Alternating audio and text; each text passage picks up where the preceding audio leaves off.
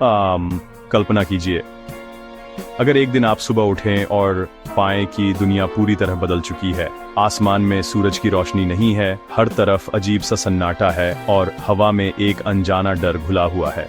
जब सूर्य चमकना बंद कर दे और उसकी जगह अंधकार छा जाए तो सोचिए जीवन कैसा होगा। क्या हम उम्मीद खो देंगे या फिर कोई नई शुरुआत होगी? धरती पर धर्म लुप्त हो जाए, मंदिर सूने पड़ जाए और प्रार्थनाओं की आवाज कहीं खो जाए, क्या तब भी इंसान इंसान रहेगा और मनुष्य दानव बन जाए? जब अच्छाई और बुराई के बीच की रेखा मिट जाए तो समाज का क्या होगा? क्या यही है कलयुग का अंत? क्या हम उस समय के करीब पहुंच चुके हैं जिसका वर्णन सदियों पहले किया गया था? क्या वैदिक ग्रंथों में हजारों साल पहले ही लिख दी गई थी हमारी दुनिया की अंतिम तारीख? क्या उन रहस्यमय पंक्ति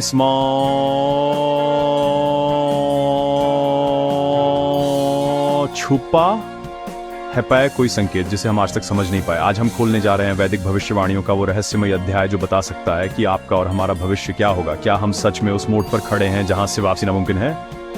वीडियो को जो we saw Anand on Sri, and Srao angst bir देखिएगा बस क्योंकि हर सेकंड में छुपा है एक रहस्य जो आपके सोचने का नजरिया बदल सकता है। कलयुग की शुरुआत मानी जाती है भगवान श्री कृष्ण के धरती से प्रस्थान के तुरंत बाद, जब श्री कृष्ण ने अपना अवतार समाप्त किया। ऐसा माना जाता है कि धरती पर एक युग का अंत और एक नए युग कलयुग की शुरुआत हुई। यह वह क्षण था जब दिव्यता धीरे धीरे पृथ्वी से विदा लेने लगी और मानवता को अपने कर्मों के आधार पर आगे बढ़ने के लिए छोड़ दिया गया।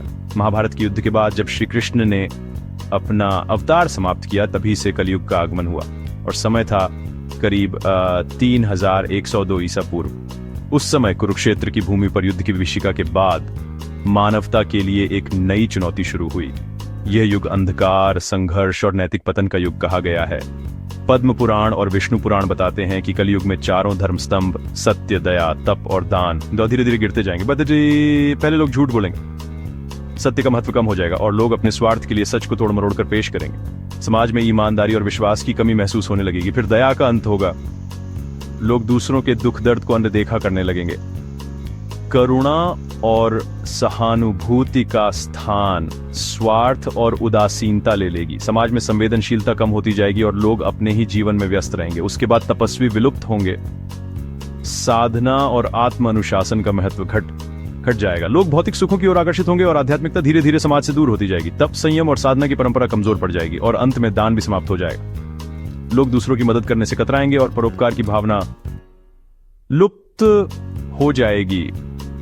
समाज में सहयोग और उदारता की जगह स्वार्थ और प्रतिस्पर्धा ले लेगी। क्या आपने ध्यान दिया? हमारी आज की दुनिया में ये सब कुछ पहले से ही हो रहा है। सत्य, दया, तप और दान, ये चारों स्तंभ डगमगाने लगे हैं। क्या हम सलिबली की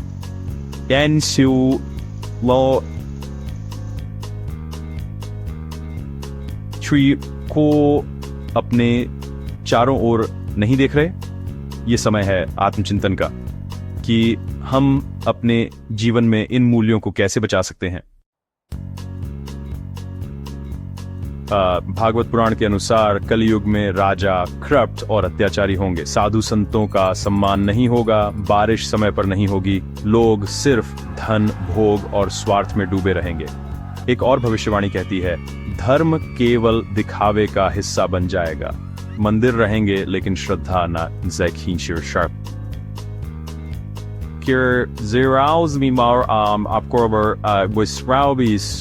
la thrower from our Frostral. Yeah, these Huawei with ye were always now sir why under as about in some for our white mock white was I आज का कमेंट में जरूर बताइए।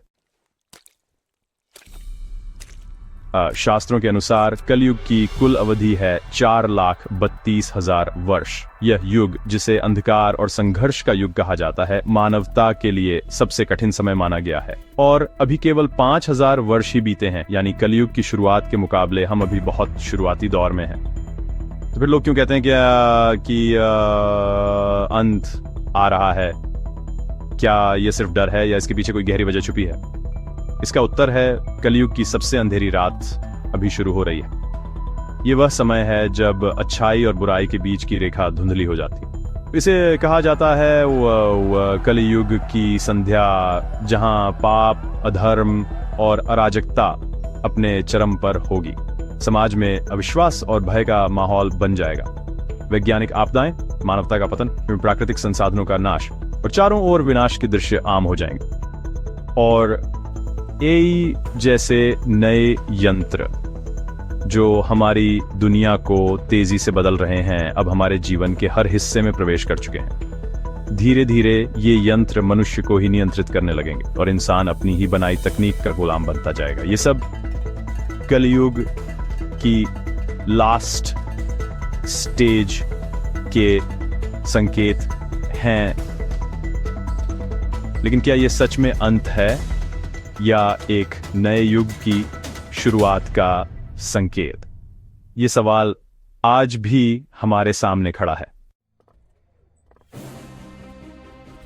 कलयुग के अंत में आएंगे भगवान विष्णु के अंतिम अवतार, कल की अवतार। वे एक घोड़े पर सवार होकर अपनी तलवार से अधर्म का अंत करेंगे और एक नए सतयुग की शुरुआत करेंगे। शस्त्रधारी, तेजस्वी और धर्म रक्षक यही होंगे कल की। कुछ भविष्यवाणियां कहती हैं कि वो पहले ही जन्म ले चुके हैं। चंद उनका वंश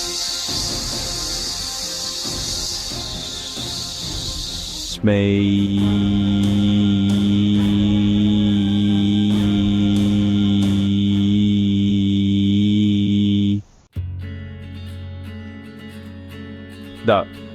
हम इस युग को पूरी तरह बदल तो नहीं सकते, लेकिन अपना रास्ता जरूर चुन सकते हैं। अगर आप सत्य बोलें, अपने अंदर की मानवता को जगाएं, धर्म, सेवा और ध्यान में लगे रहें, तो आप कलयुग में भी एक सतयुगी जीवन जी सकते हैं। शास्त्र कहते हैं, कलयुग में केवल एक रास्ता है मोक्ष का, हरिनाम संकीर्तन,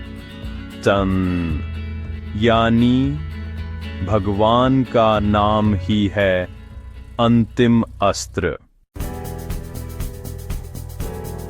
तो वैसे क्या आप तैयार हैं आने वाले समय के लिए? अगर हाँ, तो इस वीडियो को शेयर करें, क्योंकि हर किसी को जानना चाहिए कि क्या आने वाला है। और कमेंट में लिखिए, हर युग में धर्म की जीत होती है।